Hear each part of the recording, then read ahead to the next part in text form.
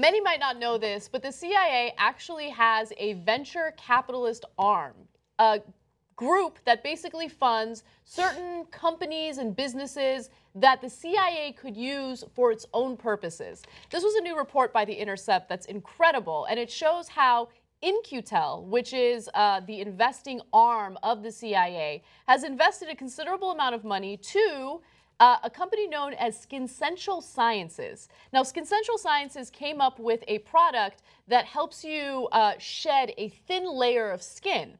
Now, that skin could be used for DNA evidence, or at least the CIA wants to study into it to figure out how we could use it for DNA evidence. Let me give you more details. In-Q-Tel, founded in 1999 by then CIA Director George Tenet, identifies cutting-edge technology to support the mission of the CIA and other intelligence agencies and provides venture funding to help grow tech firms to develop those solutions.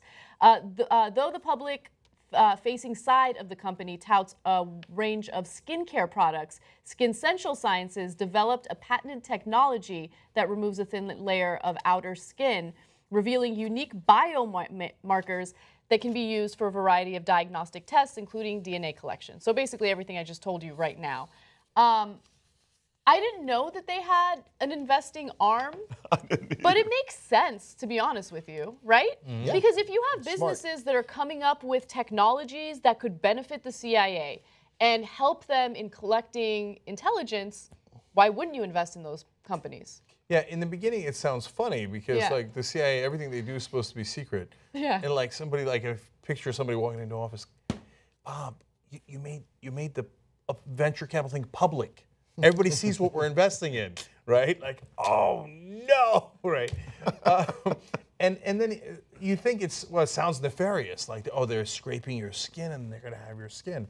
But when you read into it, no, they're not gonna have your skin, right? Like the skin cream part is separate from the technology part that they care about.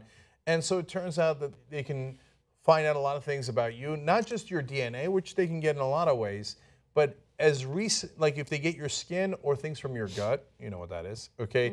Luckily, this product doesn't have anything to do with that. They can find out where you've been recently.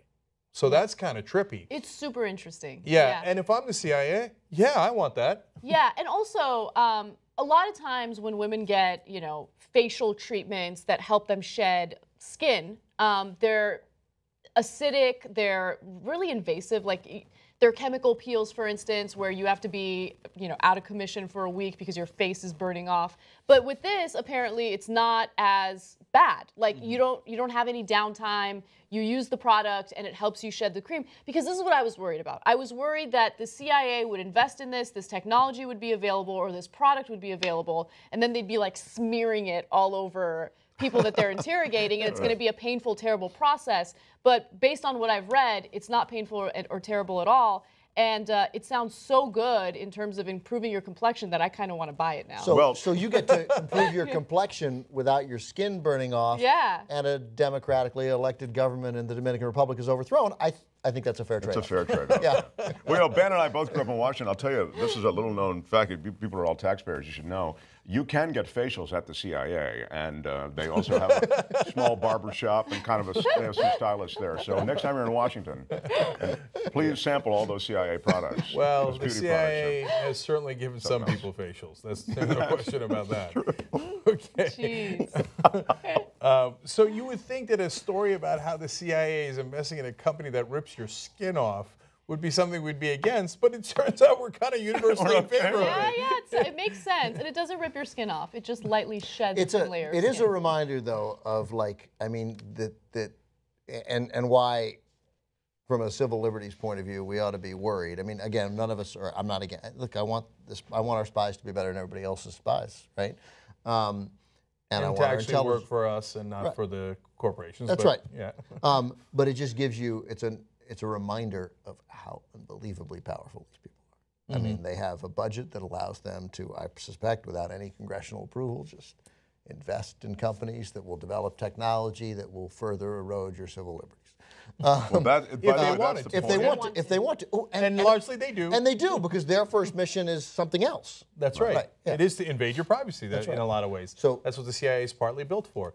In this case, look, they're going to do DNA testing anyway, and they're not collecting any of your skin samples, so it's not an invasion of privacy in that sense. So this is a rare situation with, I think, unless we're missing something, God bless, right? But you know, if they were to take it in a different direction, well, that's a whole different story. And there, God knows the CIA has done 1,000 things wrong and continues to do it wrong. I wish they'd be better and would actually be serving us to protect us instead of overthrowing countries because a banana company wanted them to, or lately oil companies, right? And so it's those other things the CIA is doing. As you say, I'm sure that they're doing other things, and they are. I mean, and we don't know what they are, and they're done with little or no oversight, as you say. The spending, the lack of oversight, there are a lot of things that are of concern with the CIA. Yes, what we see here doesn't look to be one of them. I mean, this appears to be victimless. But it is a sign that they're far more active, and sort of the tributaries of the intelligence agency extend way beyond what we thought they did. Yeah, that's right. And by the way, Petraeus used to run the CIA, and he liked this program. Petraeus is now an investment banker. He works at KKR. So, you know. Wow. Yeah. And here's another cool fact. This is what I was going to say earlier, is that we have Google Earth partly because of the CIA. Yeah. So it turns out In-Q-Tel, that's the CIA VC, which always sounds funny, invested in a corporation called Keyhole Corporation, which just sounds dirty and unacceptable. Does and it? I don't know, keyhole, like you got keyholed. I don't know what that means, but it sounds that like... sounds dirty. Yeah.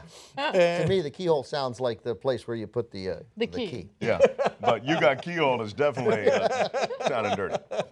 So maybe we all got keyholed because then Google buys Keyhole, and then apparently, then if they're buying them, I guess CIA probably made a profit on that, which is funny, right? And then turns it into Google Earth. And so, and now the CIA, by the way, doesn't need satellites to spy in on all of us because Google's doing it for them. Yeah.